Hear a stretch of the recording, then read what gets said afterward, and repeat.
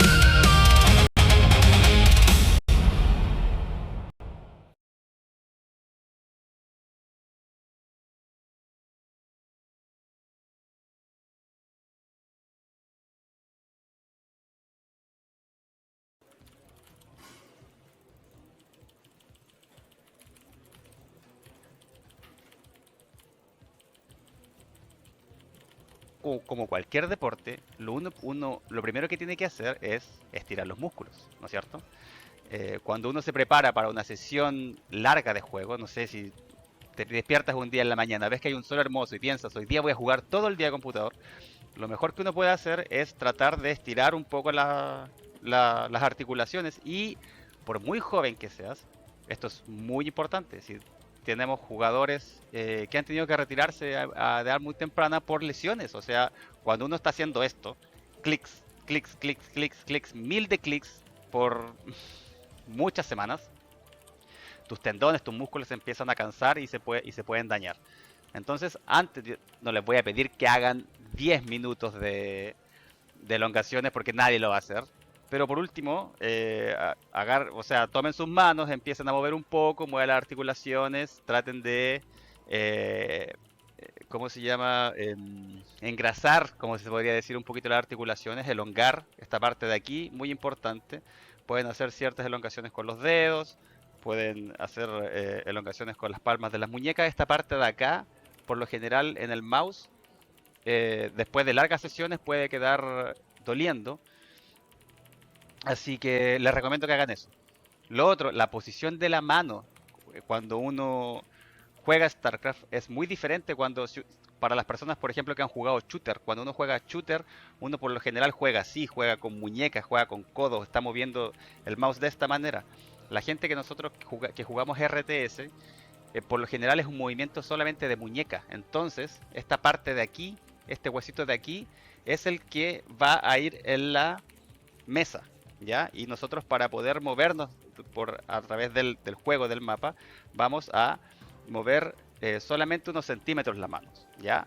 Esa es la idea. La idea es que practiquen eso. Si ustedes ponen la mano muy arriba, no está mal, pero como la gente que juega RTS ocupa un DPI un poco mayor que la gente que juega shooters, les recomiendo que jueguen solamente con la muñeca. Si no saben cómo cambiar el DPI, dependiendo del mouse que tienen, por ejemplo, yo ahora tengo un mouse Razer, ¿ya? Mi mouse Razer, yo le bajo un programa que puedo modificar el DPI de mi mouse. No todos los mouse se puede, pero afortunadamente con los mouse Razer sí se puede. Para jugar un RTS uno debería estar jugando entre 800 y 1200 DPI. DPI es dots per inch, significa cuántos puntos podría hacer tu mouse dentro de una pulgada. Entonces lo que uno trata, lo que explica eso es qué tan preciso va a ser tu mouse para poder controlar algo que es muy pequeño dentro de la pantalla. Si tú tienes un grupo de 12 serlings, por ejemplo, y quieres cliquear el de al medio, si tienes un DPI demasiado alto, va a ser complicado. Pero con el DPI más chico, obviamente el mouse se va a mover un poco más lento, pero eso también se puede ir ajustando con la sensibilidad y con la velocidad del ratón. ¿Ya? Así que, dicho eso, vamos a enseñar ciertas cosas, ciertas mecánicas que son esenciales para poder mejorar un poco en el juego. Inicialmente cuando empecé a hacer stream, que ya digamos pasaba... Claro, yo nunca dejé de jugar StarCraft, pero cuando empecé a streamear StarCraft ya pasaba muchas horas seguidas en la computadora. Lo cual principalmente me causó problemas en los ojos, porque siempre fui medio delicado de los ojos, por el tema del ojo seco. Pero vamos a hablar de la postura, que esto muy probablemente le va a servir a algunos. No solamente por StarCraft, no, por el hecho de estar sentado mucho tiempo nomás. Bueno, igualmente esto depende, no todos los cuerpos son iguales. Lo que voy a decir me sirvió a mí. Esto no quiere decir que sea lo ideal para todos, pero algunas reglas básicas sí, son generales y sirven para todos. Al principio yo tenía uno de estos teclados que tienen como una bandeja abajo, que se puede, el teclado, cuando cambie la cámara lo voy a mostrar. ¡Cambia la cámara, enano!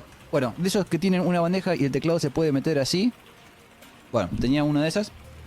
Y no solamente estaba el teclado ahí, sino que también estaba el mouse en un espacio extremadamente reducido. Porque la jugabilidad y el confort me importaban un rábano para el StarCraft. Literalmente no me importaban. Así a mí me interesaba mejorar en StarCraft. Me divertía jugando y ya está. Si ganaba bien y si perdía me da igual. La gracia era jugarlo. Entonces por mucho tiempo jugué así. Hasta que estuve muchas horas sentado haciendo stream. Mi stream más largo fue de 17 horas, imagínense. Y terminaba roto, terminaba calambrado porque tenía que estar en una postura muy extraña. Así que la primera mejora que hice, significativa, que realmente me hizo sentir mejor de los hombros, porque siempre terminaba muy contracturado, fue poner todo encima del escritorio. Lo que pasa es que ese escritorio era muy chiquitito. Entonces el monitor y el teclado estaban demasiado juntos y tenía que estar en una posición muy extraña con el monitor en mi cara prácticamente. No, tuve que cambiar de escritorio. Así que cambié a este escritorio. Que de hecho este escritorio yo ya lo tenía antes. Y también tenía la bandeja de abajo para poner el teclado. Esa bandeja la tiré a la basura. No, de hecho la bandeja la tengo todavía, pero la convertí en repisa. Repisa que tengo guardado porque nunca uso. Bueno, en fin. Puse todo encima del escritorio como está ahora. Enorme cambio. Enorme. El teclado ya no lo tenía en un lugar totalmente incómodo. El mouse al lado del teclado. Y con abundante espacio. No antes que estaba todo restringido. Así tenía como que encoger los hombros. Y hacía que me doliera de una forma terrible. Esto fue un gran cambio. Enorme cambio. Bueno, eso por un lado. Por otro lado, me di cuenta, esto yo ya me había dado cuenta antes de hacer stream, que cada cierto tiempo, esto te lo van a decir, los que estudian este tipo de asuntos de ergonomía te lo van a decir todos. No puedes estar mucho tiempo en la misma posición. Es decir, por más cómodo que sea tu silla, tu escritorio, bla bla bla, tenés que moverte. No puedes estar siempre en la misma posición. ¿Cómo lo arreglé yo? Porque yo tenía que estar sentado haciendo stream. Me tengo que parar. Por eso me paro cada rato. Porque voy a buscar petróleo, voy al tocador, qué sé yo, o me pongo el steam pack ocular. Es esto, a veces. Una gota.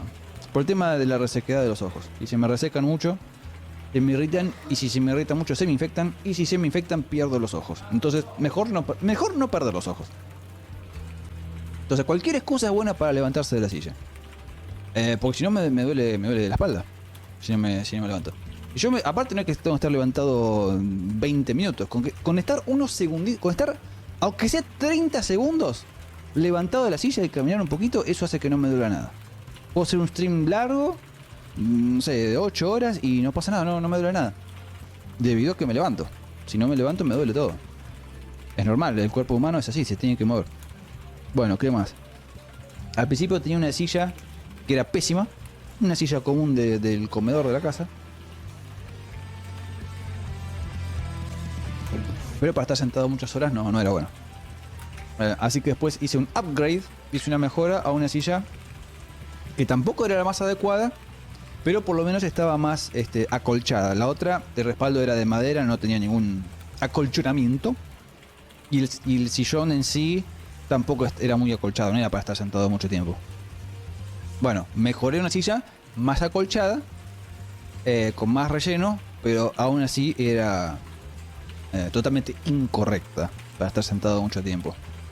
Yo pensé que le faltaba más acolchado, entonces le puse almohadones y también puse un almohadón como para corregir la postura de la espalda, pero no fue muy bueno el resultado que digamos. Y ahí me di cuenta que la silla sea acolchada es bueno, que tenga mucho relleno, pero no es todo. Necesita también tener cierta forma, no puede tener cualquier forma. Entonces me investigué mucho y la mejor respuesta fue este tipo de sillas ergonómicas, o también llamadas sillas de oficina o sillas de escritorio. Creo que más que nada las conocen como silla de oficina, porque también hay otro tipo de sillas que les llaman ergonómicas y nada que ver, son completamente diferentes. Se conoce más como sillas de oficina. Bueno, la combinación de esta forma de tener el teclado y el mouse, o sea, acá y no abajo, y esta silla, y a la altura correcta, porque ese es otro tema, y levantarse de la silla cada cierto tiempo, aunque sea un minutito, con solamente un minuto de estar caminando un poquito, ya está, arreglé todo, no me duele nada. no tengo problemas de espalda ni de cuello como tenía antes. Y poco a poco corrigiendo. El monitor también, la parte de arriba del monitor tiene que estar a la altura de los ojos. Si está demasiado arriba, estás mirando para arriba y te termina de doler el cuello y se te secan los ojos. Si lo tenés demasiado abajo, te termina doliendo el cuello, también por estar mirando para abajo. Aunque no se te secan tanto los ojos en ese caso, por uno los tiene como entrecerrados cuando mira para abajo. Antes yo lo tenía muy abajo. Entonces me dolía el cuello por estar tanto tiempo así. Ahora le puse una madera para que esté más alto. Y hay otras cosas que todavía podría corregir, como por ejemplo los brazos. Esta silla venía con apoyabrazos. Esta es la segunda silla que compro igual. O sea, usé 2 años, se gastó. Igualmente la probé con apoyabrazos y sin, y me pareció más cómoda sin apoyabrazos, así que a esa silla y a esta, los apoyabrazos los tiré a la basura. Eso ya depende de cada uno. Hay gente que le queda cómodo y otra gente que no. A mí no me queda cómodo. Porque aparte yo me acostumbré a estar así. O sea, tengo el peso de las muñecas sobre la mesa, sobre el teclado. Pero no es lo ideal. Eso es lo que causa esto.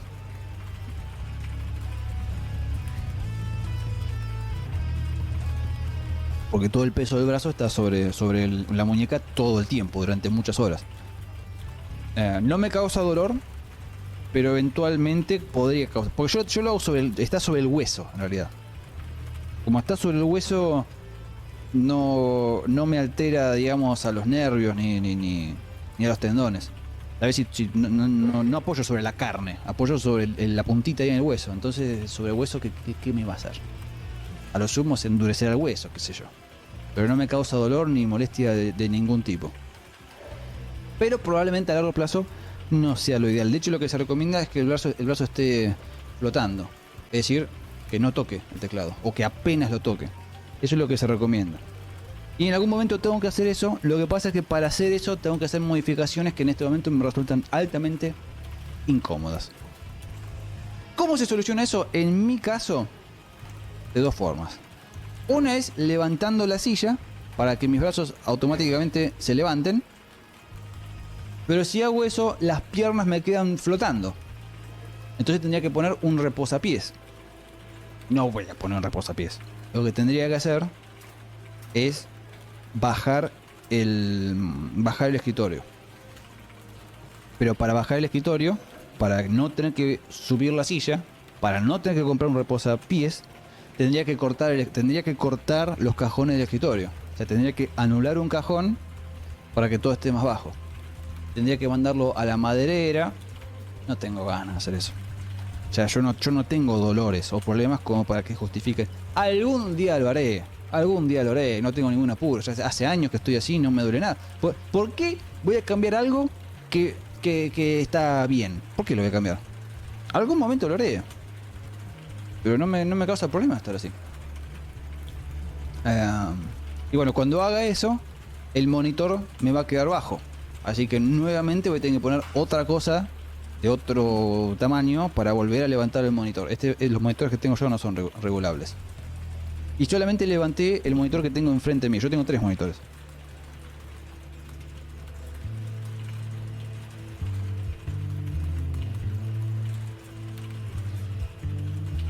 El que uso todo el tiempo lo tengo enfrente, así que ese tiene que estar a la altura correcta. Los que tengo a los costados, da igual, si están más bajos. Les podría poner algo para levantarlos a todos, pero lo mismo. Debería, pero ¿qué importa? Si los miro muy poquito. El que estoy viendo todo el tiempo ese es el que tengo enfrente. Bueno, ¿qué más? El ingrediente final que le hice a mi postura para no terminar roto después de estar sentado mucho tiempo en la silla, que resultó la cereza del postre, definitivamente hizo una diferencia muy notable, es el gimnasio. Muy notable. Ya con eso, chao. Si tenía alguna molestia, que cada tanto tenía alguna molestia en la espalda y el cuello por estar sentado, con el gimnasio se fue todo. Todo se fue. Cero dolor tengo ahora. Cero dolor, cero molestia, nada. Sí, después me duele por culpa del gimnasio, pero eso es porque es así. pero no me duele nada por estar sentado.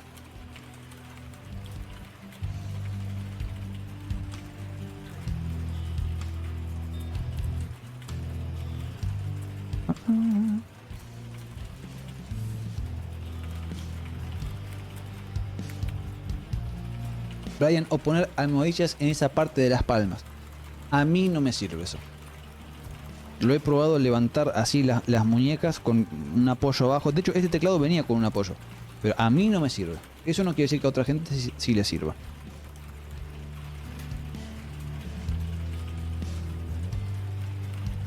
Mr. Corso, tengo un amigo que es ingeniero en sistemas que tiene una mesa elevadiza.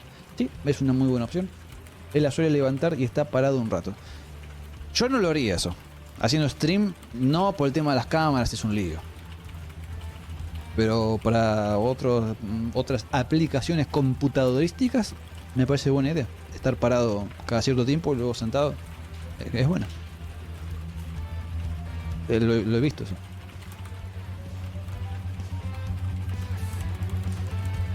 El Six sabe por qué 3 monitores, uno para el juego y el chat, pero el otro. En este momento tengo monitor principal para el juego, en otro tengo todo lo que es el software de streaming, que es donde leo los chats también, y las donaciones, y veo si hay un problema técnico en el stream, todo eso lo veo en ese monitor. Y el otro monitor en este momento tiene lo que ustedes ven en stream. O sea, ahí puedo ver lo que se ve en stream, pero chiquitito. Y acá lo veo en pantalla completa. Porque a veces cuando estoy modificando los gráficos o alguna cosa que necesito ver muy en detalle, la veo en ese monitor.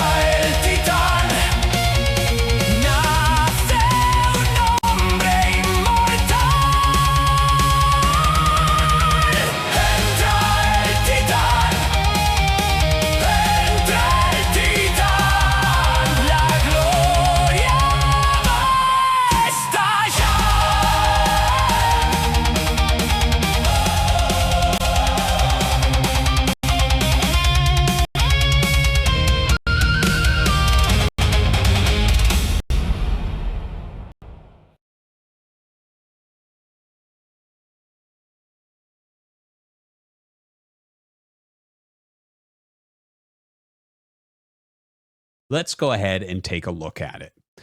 So as you can see, I have a very big one, 72 inch by 30 inch. And down here are the controls. You can make it go up and you can make it go down, but I pre-program my spots. So there's my standing spot that it's going to go up to. Being a tall Giga Chad, it has to go pretty darn high for me. And this is by far the highest and lowest that any desk that I've owned has been able to achieve. So if we go underneath here in a moment and take a look at it, we are going to see that this has some really great coverings for its motors. You can see here, this is a little magnetic strip that goes over the cords that allow it to go up and down, as well as this rack for sorting your wires. This has helped my cable management immensely. This is a gigantic rack compared to other brands where I was able to fit on so many cords that I use for all the various computer peripherals that I have in here. Absolutely love that cord management. And as you can see, I also have it so it can go back down into seating mode. It's just a wonderful desk to start off with and plenty of room for whatever you're going to do. Now, I know that I keep a pretty minimal desk setup, but this desk has a load capacity of 440 pounds. So no matter what you're going to use it for, it is going to be able to endure. Try to get a microboard, at least a 10 keyless board, so that you don't have to spread it way out next to the mouse pad. Like, you can get used to playing with your arms way apart like that, but I don't see the point in that. You know, I optimize for comfort and making everything feel natural. You know, I've played for like 27 years at a good level, and I hope to continue to do that forever. And part of that is optimizing the comfort. Now, as far as other boards go, I've used a lot of very, very good boards. Like, this is the new Pulsar one. I believe this has magnetic switches in it. It's a very good board, no doubt. This is the Razer Huntsman version 3 Pro, and it's a great board as far as the mechanical board goes. I had a custom one for a long time that I really liked as well. And any of these boards are going to do a good job for you, but the one that I keep coming back to after all of these years is the Niz Plum Micro 84. This is an unbelievably good board. It's Topre switches, which are basically in between just the regular plunger switches of the old DT35 and the mechanical switches of just any mechanical board. It's a much lighter sound, right? Can't really hear that, whereas way, way lighter than that, but I don't really care about the sound that much, although I do prefer it to be a bit lighter. The feel of the presses is very, very nice on one of these boards. And in fact, this particular board has an actuation force of only like 35 grams, so it's a very soft, easy key press. And when you're doing over 200 actions per minute, sometimes 300 actions, 400 actions per minute, with most of those being on the keyboard, having a very light key press is important. This board feels great. I've never met someone that's used this board that doesn't think it is a superior board for playing StarCraft 1 with. I would say that I would probably use this for just about any game. I know that there are some hardware advantages in StarCraft 2 because of high repeat rates and stuff for certain boards. So if you want to hold your button down to produce a million Zerglings at once in StarCraft 2, then that might not be the board for you. But this is the one that I keep coming back to, and I think I'm going to use it forever. Up next, let's talk about mouse and mouse pad. So as far as mouse pads go, I really prefer artisan mouse pads. You can see this is a little bit worn at this point. This is actually my third artisan. I've used the Zero, the Hien, and now this is the Raiden. The artisan pads stick to your desk really, really well without any sort of like adhesive, just having the smooth feel as you move across. As far as the exact smoothness of the pad, obviously that's going to go to your preference. But one thing that I have changed is with the Raiden, I switched to this from the Hien. The Hien is a little bit rougher, and I use the Hien because I thought it dialed in very well. This is an older mouse. I don't use this right now, but you can notice that I've replaced the mouse skates. I've used the Super Glides for a long time. These are, in my opinion, the best mouse skates you can get for a mouse, but it does get a little bit pricey getting Super Glides every time you're going to get a new mouse, especially if a mouse breaks. It can be really annoying to have those shipped in. And these are actually a little bit too fast in combination with the rated, in my opinion. So when I switched from using the super glides all the time into just the mouse feet that come with the mouse, I got the slightly faster rated mouse pad, and it was basically the same exact thing. So I think that mouse feet and mouse pad have a lot to do with each other as far as that goes. Now, as far as the actual mouse itself goes, I've used just about everything. The amount that I have spent and tried on mice over the years is honestly a bit embarrassing. I've really tried to zero in on getting the best mouse. And again, I think that there's a lot of marketing stuff that goes on with that like is not necessarily needed. Like you don't need 35,000 DPI or whatever these numbers are getting to. As far as like really light mice go, yeah, I mean, you can get a light mouse. I prefer to have a slightly lighter mouse. But a lot of these lighter mice are getting really small in your hand. And you don't want your hand to cramp. It really kind of depends on the way that you hold your mouse and the size of your hand. But for instance, very few RTS players will use an actual fingertip grip where no part of your palm hits. That is a very rare grip in the RTS scene. And in fact, a palm grip is very rare as well. That's more in FPS games. For RTS players, it's almost always a claw grip, which is in between, where you're using a lot of your fingertips, but some part of your palm will probably hold the back of the mouse. So I think that you should get a mouse that fits in your hand correctly for your grip. If you have to scrunch up because the mouse is small, I don't think that that is a good idea at all. You want to, again, kind of maximize for feeling comfortable with the mouse, and trying to make sure that your hand actually fits correctly and you're not straining yourself. So I think a lot of the smaller super light mice are probably not the right ones for a lot of people. I've gone back towards larger mice over the last few years here. Another thing that I've done is I've gone away from the wireless mice. These mice are amazing. Like this is the Razer Viper Pro version 2. One of the best mice I've ever used. I really prefer Razer optical switches in the actual buttons. They feel fantastic. It feels unbelievably accurate. And I have never had one wear down. I have the Razer Viper Mini from when it was launched, and I can still use it to this day. Just really, really high quality switches. So I do prefer the Razer optical switches more, but every single wireless mouse I've used over the years, they die after about a year. That's it. They just stop working. Something goes wrong with them, and it's become quite annoying. So I've actually at this point gone back to wired mice. And honestly, like the cords that they make with these wired mice are unbelievably light. I can't tell the difference using the super light cord that's on these mice. Like this is the Razer Cobra because they got rid of the Viper line and now it's Cobra, whatever. But I really can't tell with the cord. And, you know, you get one of the corded mice for like $35 to $50 and a wireless mouse for like $200 to $300. So maybe you really like the wireless and you want to go with that. But I find that the wired mice basically never die, are way cheaper, and you can't tell the difference as long as you get a mouse bungee. My mouse bungee is just a cheap one I got off Amazon. It's magnetic. It can hold 2 cords. I don't know what you would ever hold as the second cord, but I just utilize that and it works perfect for me.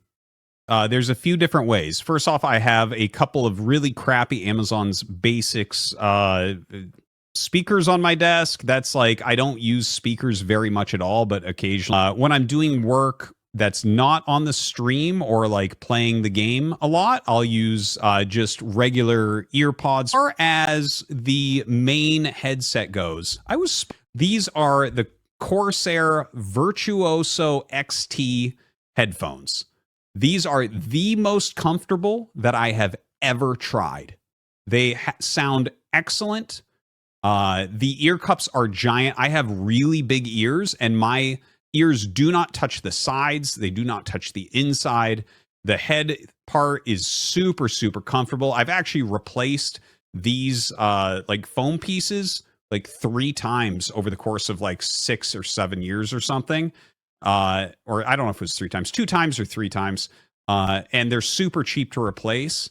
The sound is fantastic. It muffles just the right amount. So if someone needs to say something to me, I can hear it, but it blocks out most of the extra garbage sound that I don't want to hear when I'm streaming. Also to note, you can see how I have my headset kind of hanging there and my earpods are plugged in right now, but my wife 3D printed me this nifty little holder. So basically I have an extender for a 3.5 millimeter jack that's in there, and I can just plug and unplug at ease. One thing to note is I know a lot of people probably like wireless headsets and whatever, but if you're going to monitor your own voice, you need to use the actual 3.5 millimeter cables or whatever it is that goes into the analog. You can't really use that other stuff and monitor your sound correctly. So big fan of that, and absolutely love this edition where I can very easily switch what I'm using to listen.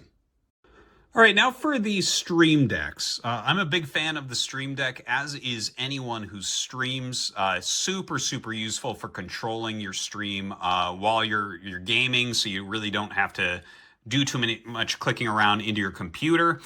So here I have the Stream Deck Plus, which also helps with my audio. My specific audio setup is a little bit weird. I use the Rodecaster Pro 2, and this is my main sound mixing. It allows me to do the microphones up to 4 in the back there, and I do use up to 3 at a time. It allows me all sorts of different audio channels that I can adjust, different sounds that I can adjust, so I can have a lot of people on there. And this is my overall audio mixer, but I also use the audio mixing from this Stream Deck Plus. As you can see, I put games on there, I put the OBS sources on there, I put music on there, and that lets me dial those in really quickly without fiddling with these knobs. So I basically feed like the infinite streams that I can get from here into the Rodecaster, and from the Rodecaster into OBS for that sound.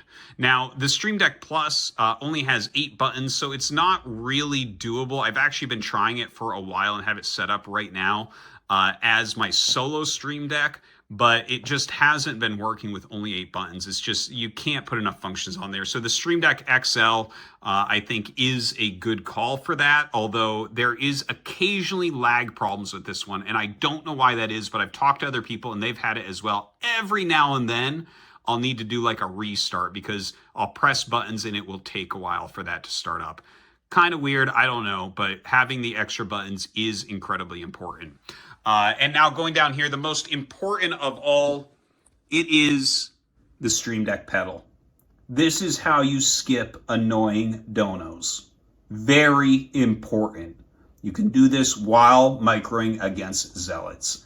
For my microphone, it's a little bit boring because everyone basically uses the same thing. This is the Shure SM7B.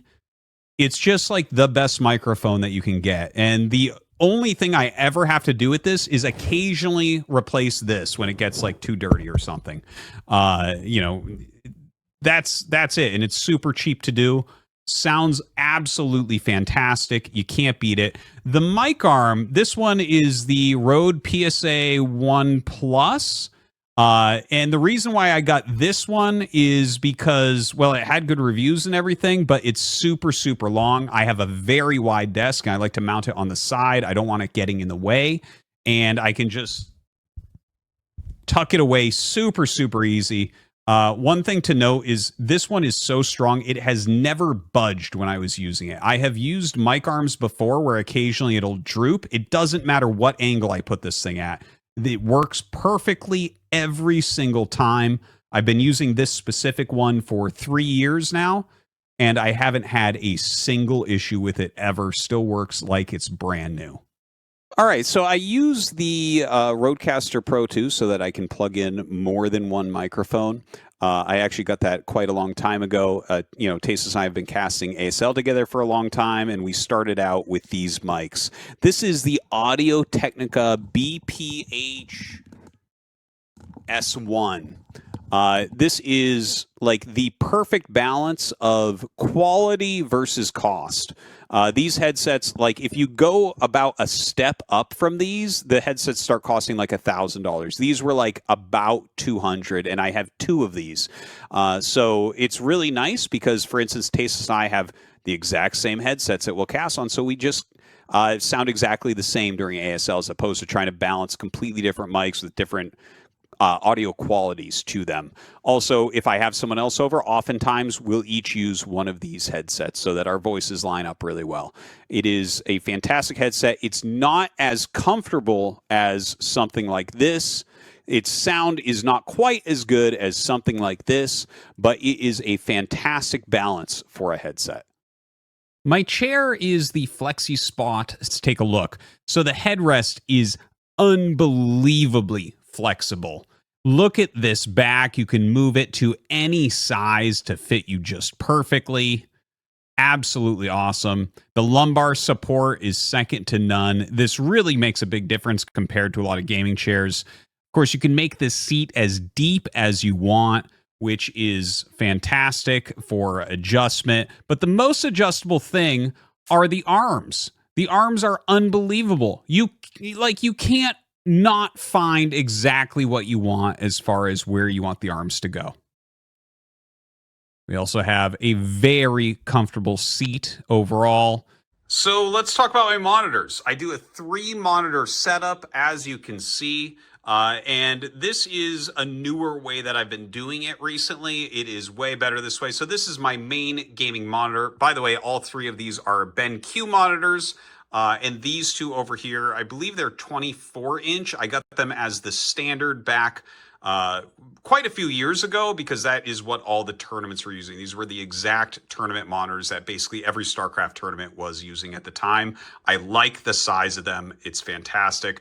But I love having one monitor vertical. As you can see, it's awesome for like setting up multiple windows over here that I might need to check. Like I might have like moderation up here, shield battery servers down here, something like that. Obviously the middle is my play screen. And over here I keep OBS where I can just kind of keep track of, what's going on as far as like donos coming in, chat, what I'm showing on screen, all that good stuff.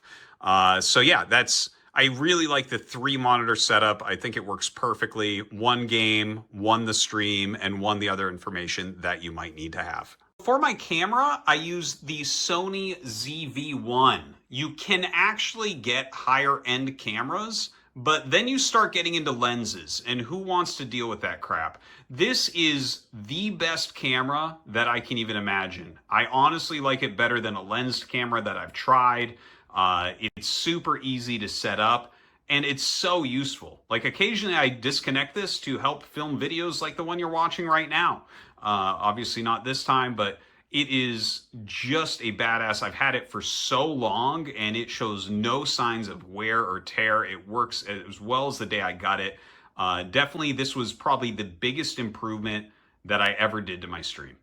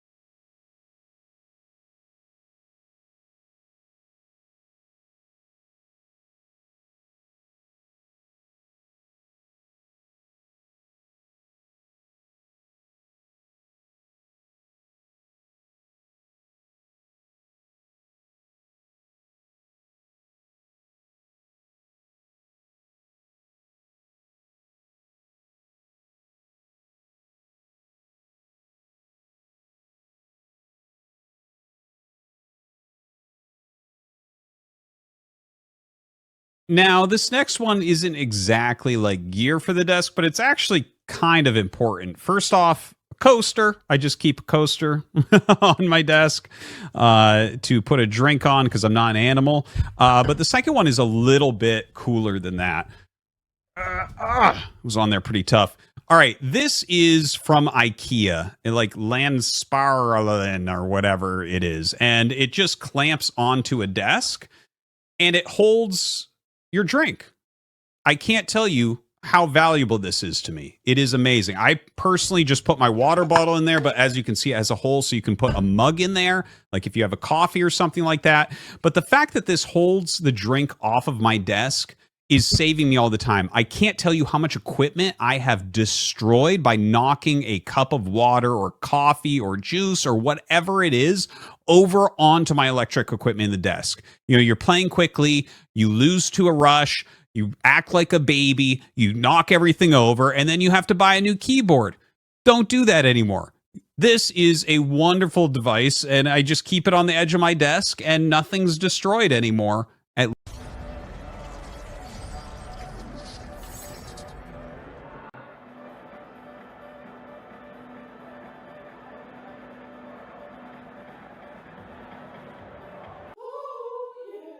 Hi there, I'm Raimi Lang. I'm an occupational therapist by trade and today working as an ergonomic specialist. I'm excited to see his workspace and see how he uses his workspace for work and for fun. So my goal with this is kind of to determine a few things. Number one, what is ergonomics? Well, there is the technical definition of the word, the laws of work, ergo and nomos. So we're looking at all the different things that govern the way we interact with our environment as we do tasks. And then the actual parameters of the task, including how much time we're doing the task, how fast we're doing the task, how slow. Would you say it's more like a personal fit, or is it more like a classification? Or is it both? So it's both, but when we zero in and do a personal assessment, what we really do want to do is see the fit of that specific person with the tasks that they're doing. Can you talk about what an ergonomic assessment is? It starts really with observation. So for an ergonomic assessment, the main goal is to figure out how you use your setup. However, this can apply to anyone because some of the principles here are really universal. And I know you want to see me go goblin mode, that's all the time. So for this ergonomic assessment, I have three main goals. First, figure out why I'm having weird pains and how I can fix it. Second, figure out the most common ergonomic mistakes so you can fix them. And third, bust some common myths. Now, for me, I've been having a ton of elbow pain and a lot of neck and back pain. So her main goal was seeing how I use my setup and what kind of weird ways might be impacting my general ergonomics. The sit on the knee trick. Yep. Okay, the sit on the knee trick. I have Yep. scoliosis that puts me at like a slight tilt this way. So if I sit on my leg, it actually bumps up my spine the other way. And after a while, how's your foot feel? It used to get sore, now it doesn't.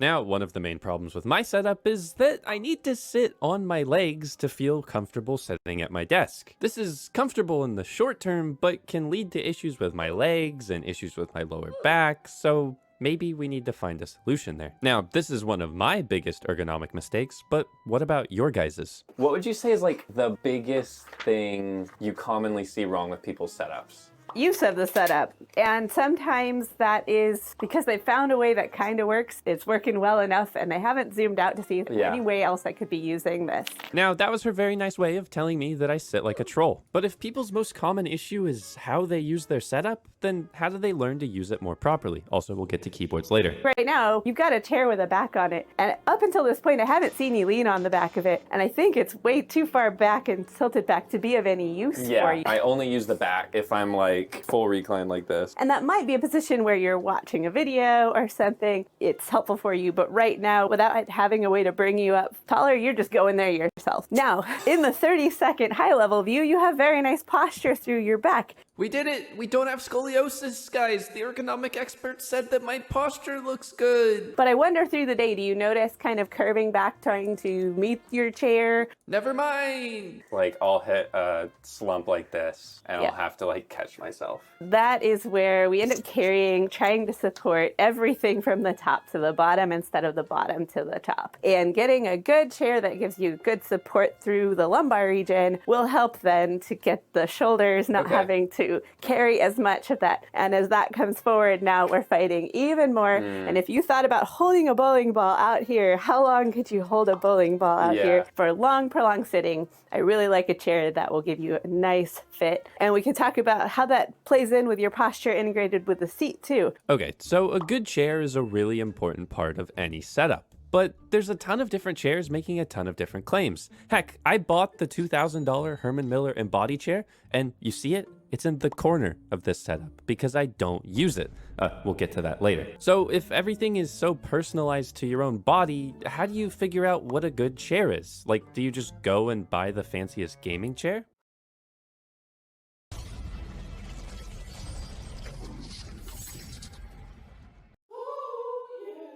How do you feel about the racing gaming chairs? They're interesting. Sometimes they have so many bells and whistles that I hardly know what to do with them. Sometimes I think they're just a lot of cushion and knowing that people are going to sit a long time, but where those cushions are and where that actual adjustment for creating the right fit, sometimes they lack in that department. They don't actually nail the part that we need to get just right. They just throw a lot of cushions on it and say, well, it's soft, so it must be good.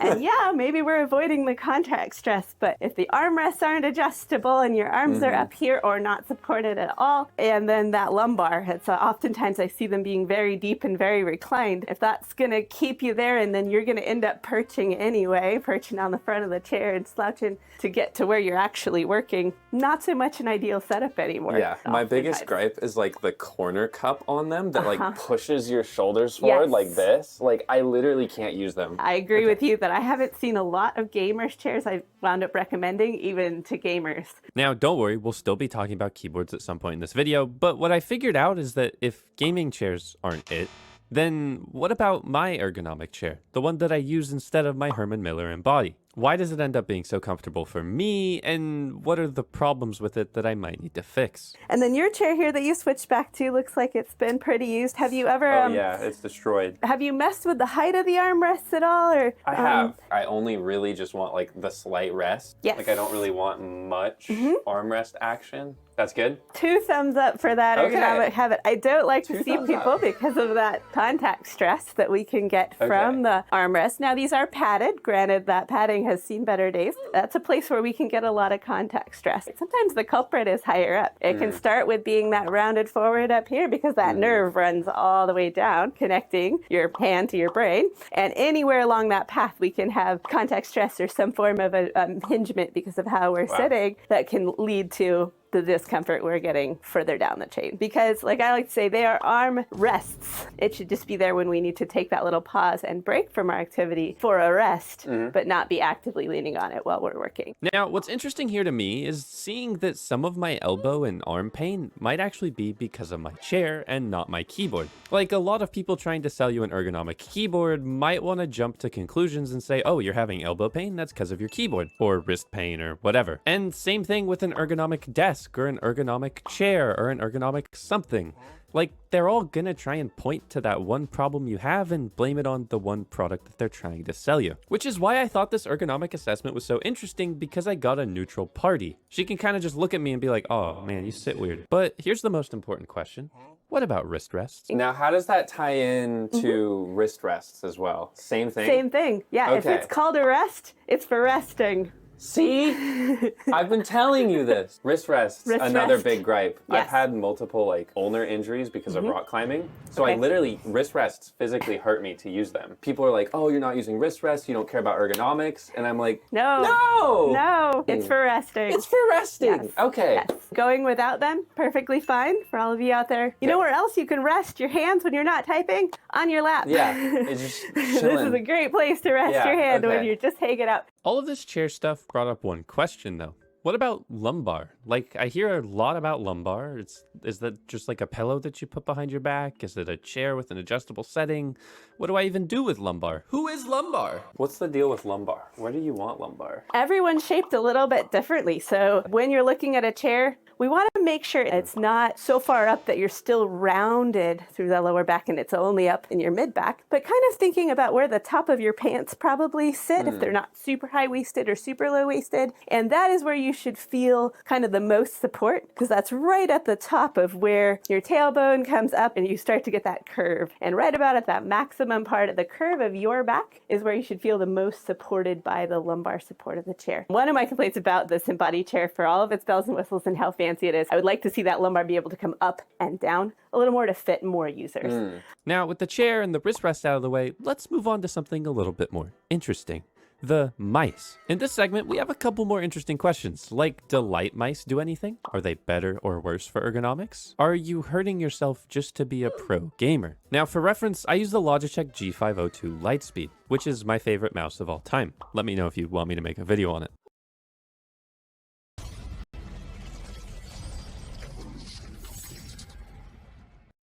How does it feel when you've been mousing a while, using the scroll wheel? How's that mouse feeling for you? Pretty great. This mouse is what I landed on as like my ideal mouse. It fits my hand pretty well. I can do like my nice mouse grip. Sometimes I do more of a claw, sometimes I rest more of a palm. If I'm playing games, then it's a lot of right clicking, and then I'll skew a little bit more towards left clicking. And it looks like it's a pretty light touch on the click. That gives me another question. Lighter mice, so like this one, is that gonna be better? So yes, the sliding around is more important than the weight. So if something is lighter but sticks more, that is not as good as something that might be heavier but has really nice tracking. So to me, at a surface level, this kind of seems like having a mouse that glides the best is actually better. But not too much, because that can actually be another problem. So let's look at some common problems with mouse ergonomics and what might be hurting you or helping you. But this is a good place to kind of talk about how we use our mouse in terms of where the motion for our mouse is coming from. Because if we're doing it all with our wrists, maybe our wrists are down like this too, which is contact. That's a ton of strain on really small muscles and joints right through here. Really, this is what we want to avoid. Anything where our wrist is bent too much. We don't want our wrist down ever. A little tiny bit of up is okay. And then the motion that we're making is coming from our shoulder as much as possible. So a lower sensitivity is better to make sure that, So after doing a lot of measurements and taking pictures and figuring out how I use my setup, it was time to try and figure out balance. Or basically how to use the setup the best with the tools that I actually have. So lower down, because everything in your setup is adjustable, although we haven't messed with this yet, lower your chair down to the point where your feet can really be planted. We do want for the hips an angle that's not more than 90 degrees, but we also don't want that angle getting too big where the feet start dangling down. Right about 90 degrees at the hips and 90 degrees at the knees and 90 degrees at the ankle are all good positions to kind of make that our base position to be. You're pretty close. We've just got to get you back in that chair all the way. I know, But I am wondering if this seat pan isn't a tiny bit deep for you, just for the habit piece of getting to scoot all the way back. So this is probably about the best that this chair can do. So like, as far as sitting all the way back goes, like this isn't even comfortable for me because out here feels like I'm not good through my elbows and shoulders. Yes, it is way too far away. So that's actually what we're starting to, you found the solution there. It is still a little bit too far.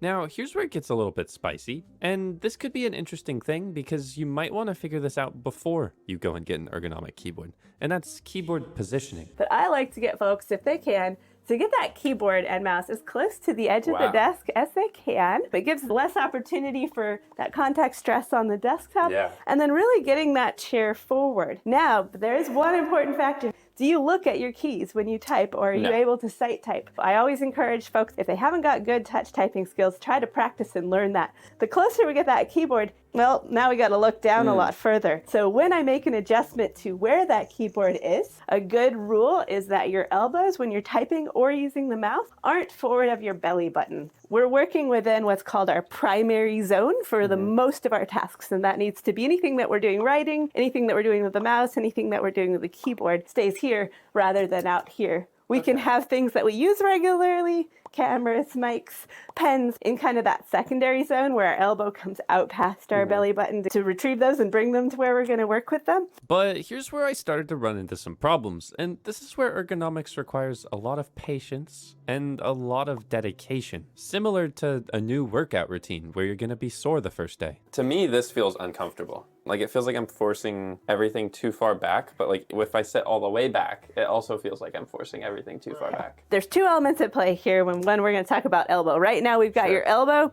We like 90-degree angles in ergonomics. We really do. There's a lot of body positions that are pretty close to neutral in 90-degree angles. The desk height, we're making too small of a piece of pie. So a lot of our joints, and especially true at our elbows, we don't want a small piece of pie. We want a big piece of pie. So we want that 90-degree angle or slightly more so that when we're working with our keyboard, we're not doing it with an elbow that's too bent. It's going to feel more unnatural. And so if it's bending up, that's bad. If it's bending down, that's bad. And where we get that is an interaction between the height of our desk and the height of our chair. So we're going to mess with your desk a little bit. Let's see how much lower. That's the lowest can go. Okay, then we have to work from the floor up a little bit. Okay. And that means raising your chair. Now, apparently this is a really common problem, and a lot of the standing desks just don't go low enough for a lot of people. Like, I'm a pretty tall guy, but my desk at its lowest setting is still a little bit too tall for me. But now it was time to bring out my $2,000 Herman Miller Embody chair. Let's bring in the other chair for a moment here since we're messing with the chair height. It's going to take some time to adjust, and at first we might have some soreness or discomfort, just like starting a new workout routine or anything like that. So now we're going to raise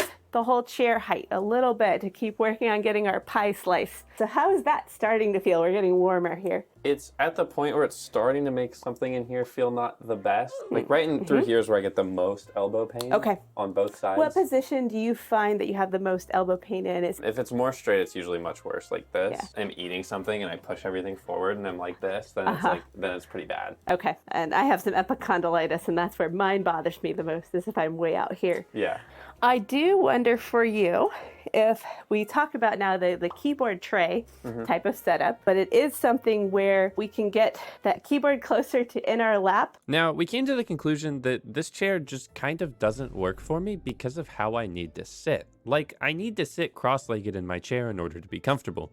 And I don't physically think that I can change that habit. Now, this is where the personal aspect of ergonomics comes into play. Like, you know that you're not supposed to sit like a troll, but now I can only ever sit like a troll. So I have a bunch of keyboards that I'd like you to look at some point. It looks like a lot like one of the gold standards of ergonomic keyboards, so I've been told. Are these inherently really helpful for ergonomics? Like if I'm typing on this type of keyboard instead of this type of keyboard, what is that doing for me? One thing it can do when used correctly is get us closer to that neutral position. We can avoid the princess wave position. So sometimes on a straight, flat keyboard, when our hands come in close to a straight surface, but if our elbows have to flare out for whatever reason to make room for our body, to interact with armrests, well, now we've got to make up that difference by doing this, where I'd really like to then take that keyboard, make the keys face the way my hands would naturally sit if I'm interacting in a way with my body. And I do like that they've thought about the actual shape of your fingers when making these keys. Now, everyone has different shapes and sizes of fingers, so some people may find that they didn't quite nail it and there's no way to perfectly get, I have a really long middle finger. Well, okay, we're still gonna have to crunch a little bit more when we go down to M or something. So the expert opinion is that when used correctly, for some people, these could be really helpful. Hitting that more neutral position could be really great for some people and could help them a lot with some of their ailments. However, unlike what some people might say, ergonomic keyboards are not a silver bullet, and they're also not one size fits all with how many different variants there are. And in fact, when used improperly, they could actually be worse than just a normal keyboard. This is a problem because a lot of them don't come with guides. Where I see these used incorrectly is now we've got two moving parts instead of one. So maybe one's like kind of weirdly over here, and one's back here, but we're facing that way, and now we're doing weird things with our arms, or once again, they're both still way too far away and we're reaching out. Maybe our hands look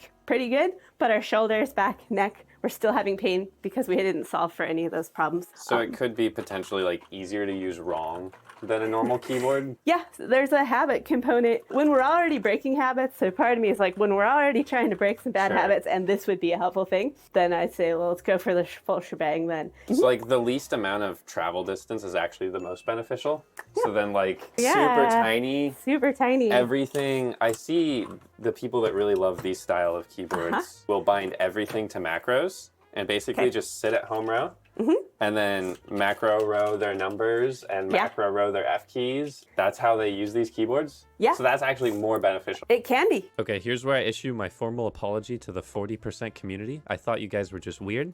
That's true. You are really weird. But you do have a point. Yeah, Okay. This is where habit and routine are such a big part of ergonomics. If someone's doing standard typing on one of these and they're a larger person, bigger elbow range, then I might have a problem with the fact that it can't split apart and get your hands in a good position. But if you're a one-handed typer, this might be a one way to do it. If we've only got one hand that we can use for typing, a smaller or a different layout of keyboard can be part of the solution. But what I'm starting to learn, and what I think a lot of other people should learn as well, is that this journey is so incredibly personal. Like, genuinely super helped by an ergonomic keyboard, and one person might actually find that it harms them more. And I personally find that to be the most enjoyable part of keyboards, is the preference aspect, where everybody can enjoy different things and not be annoying about it. So like my natural position of keyboard where it's like right here, that's like not quite as ideal. It's not bad right there for you. What feels unnatural about it for you right now? The only thing that feels unnatural is my fingers don't feel like they're sitting as well, like there's a little bit of tension there. And I found this problem when I was using ergonomic keyboards actually, that like all of them kind of just made my fingers sit in a way that was a bit more uncomfortable, like at rest. Yeah, so when we're taking a break from typing, hands don't just stay resting on the keyboard, but we do bring them back to a wrist rest, arm rest, lap, and that gives us a chance to not be static in one position for all the upper body, and our hands aren't frozen trying to rest on some. The other place I talked about is habit routine. And it may be that you've got such long fingers that some of this curve up to meet your finger, you don't need it. You almost maybe need a little bit of the opposite, and nobody's made a dome-shaped keyboard yet, but for folks that have really long fingers, or like my pinky's very short compared to the rest of my fingers, that might be not as true for you, or it might just be a different fit between the distance here and how much of the keyboard you cover. So it may be that something like this, you try it out and you're like, not for me, because it's just crunching my little fingers up and not helping me. But now it's time to tackle some of the biggest questions, myths, and snake oil via your questions that you posted on YouTube. Get subscribed, that way you can see when I post community posts. Why should people care about ergonomics? Ooh, because what you love doing, you usually want to be doing for a long time. Your entire life, perhaps, for a lot of things. Either for your entire career, or if it's a hobby, even beyond working years. And avoiding musculoskeletal injury is going to allow you to be able to do that for a lot longer and with a lot less pain and enjoy it more, because all of those things are just, your body is in a position where it's able to do that and you're not wearing yourself down enjoying it and doing it. That's the simple reason. Pain sucks. Gaming's fun. Yeah. Pain sucks, gaming's fun. Now, here's something that's actually super important, and it's the exercise aspect of ergonomics. And this is a really good question. What are some effective exercises one can do to make it easier to maintain good posture? Think about what posture you've been in for the last little bit. And now we're going to seek out kind of the opposite of that posture. Think about if your hands have been like this, what does it look like if we stretch with them? Okay. If they've been pronated, what does it look like if we stretch them with them supinated facing up? But we can also take little 1 to 2 minute micro breaks throughout our tasks as our tasks switch throughout the day. We have to do something else. Now, with gaming, some games might have natural moments you can break. If you're playing multiplayer, if you're communicating with other players in a game, sometimes building a culture of ergonomics can be a nice thing to do for everyone in the game. Say, hey, I could really use a movement break right now. Anyone else? And see if you can come to an agreement around pausing, taking a break in the game for everyone to have a chance to do a little movement, bathroom break, all the things. Get that in to improve our efficiency. You gotta hit the homies with a posture check. How do you tell if a product is like actually ergonomic or not? How do you distinguish between if they're just using ergonomic as a buzzword or if it's actually gonna help you meet your own personal needs? We do need to look at the whole picture of the fit, the task, the amount of time, the overall environment we're doing the task in before we just go picking any product. Generally, I look for the companies that do specialize or at least have some role in ergonomics. Sure. And I might read a little bit online about what, for the tasks that I'm trying to do, what other people find to be helpful. Because I've found occasionally things that are gimmicky do still help people. For reference, and then some things are just straight up gimmicky. So this is like called ergonomic. This to me was not ergonomic whatsoever. Like this actually hurt my fingers to type on. Is that just my personal preference? Well, there's a few things here. I would say these keys feel really hard to press. There's one problem. It adds a lot of a wedge away from your body. It's probably adding to the amount of clunkiness we've got going on here. A couple good things. The curved keys might fit someone's hands pretty nicely. They might like that amount of curve and the way that's laid out. So there's a couple things that people might like about it. But overall, I don't see an attention to the ergonomics per se, other than maybe throwing in one or two features that are known to be ergonomic and then making something they thought looked cool. Yeah, definitely look for more than just the ergonomic label. But what does this actually do? I'm not against trying things, even if they do seem like maybe that's a bit of a gimmick. Maybe have someone take some photos and videos of you using it and look and see what positions are my joints all in before making a final call on whether or not we're returning that product or not. And then trying it for a few hours and seeing how you feel. What do you like? What do you not like about the product? For someone at home that's like trying to get started changing things, like where do they start? There is a lot on the internet, so you can definitely start by reading about what other people have done. I do like starting with if you've got someone who can take some video pictures of you working and you just get to then look in the mirror at yourself. Well, is that the problem? Is that why I'm having some of this pain? And then start some of that self-correction, try some different things to see if you can make some adjustments to your environment or to your routine by taking more breaks, by doing more movement. And then we've gotten to that point and we haven't gotten a lot of improvement. That's maybe when it's time to think about calling the Rising Workplace, calling someone to do a little bit more assessment. Okay, perfect. Thank you. Thank you very much. Now, part of this assessment that I just didn't include was that I also got a 13-page report on every little measurement she took and every little minor change she recommended. There's so many little personal tweaks that you can make to improve how you use your setup.